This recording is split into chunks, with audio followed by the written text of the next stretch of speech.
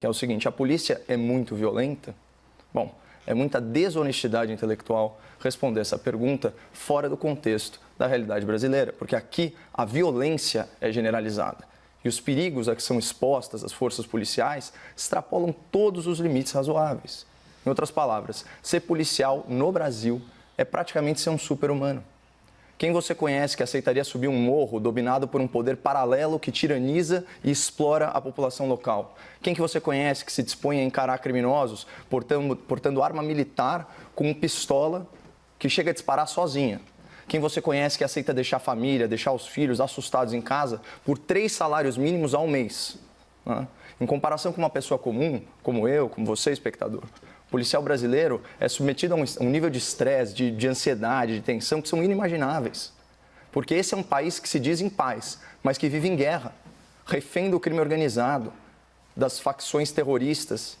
E isso foi potencializado aí por 3 fatores, né? Então, em primeiro lugar, desarmamento civil, mudanças na lei penal e depois sucateamento da polícia. Resumindo, nas últimas décadas, os governos da esquerda desarmaram a população civil e deixaram o cidadão de bem à mercê dos bandidos sem direito à legítima defesa.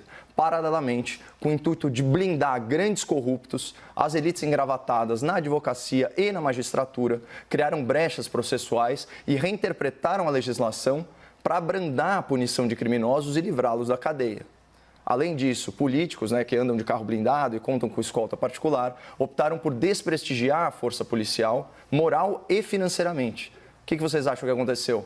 Segundo o mapa da violência, 51 mil homicídios em 2003, foi o primeiro ano do governo Lula. Em 2016, o último ano do governo Dilma, esse número superou 7 mortes por hora. Saltou para 61.600 mortes. São 10.500 assassinatos a mais por ano, segundo o Fórum Brasileiro de Segurança Pública.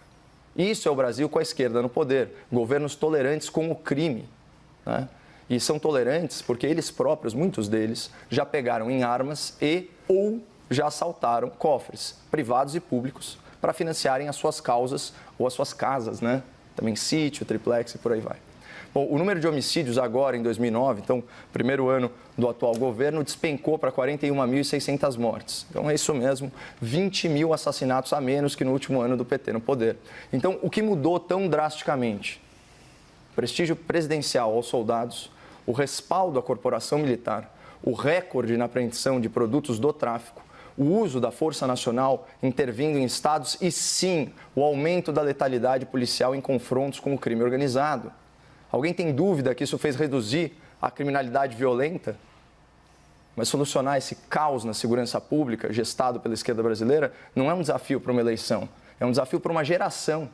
Enquanto isso, o cotidiano de milhares e milhares e milhares de policiais é o mesmo. Eles continuam submetidos a condições desumanas de trabalho, correndo riscos incalculáveis e recebendo em troca um salário bem modesto. E bem injusto, para falar a verdade. Assim como é injusta a cobertura parcial que a imprensa militante faz do trabalho da polícia. A mídia enviesada trata a exceção pela regra, né?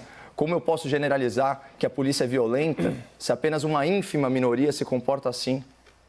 Se eu vier aqui falar que o Congresso de ontem era comprado ou que o STF de hoje é um tribunal autoritário, na hora eu vou ser acusado de generalização, né? Só que reparem que o percentual de políticos corruptos no Congresso ou de ministros arbitrários no STF é muito, mas muito maior que o percentual de policiais que cometeram algum tipo de violência com a população de bem. Então, para fechar, vamos voltar à pergunta do debate. A polícia no Brasil é muito violenta? Bom, entre civis e militares, o Brasil tem mais de 500 mil de policiais. Eu me recuso a rotular uma classe de heróis com base em indivíduos corrompidos. Se a ideia for essa, seria interessante a gente debater no futuro outras categorias profissionais, com base aí também em questionamentos generalizantes. Por exemplo, os políticos no Brasil são muito bandidos? O STF é muito autoritário? Ou quem sabe, o jornalismo brasileiro é muito enviesado? Fica aí como sugestão.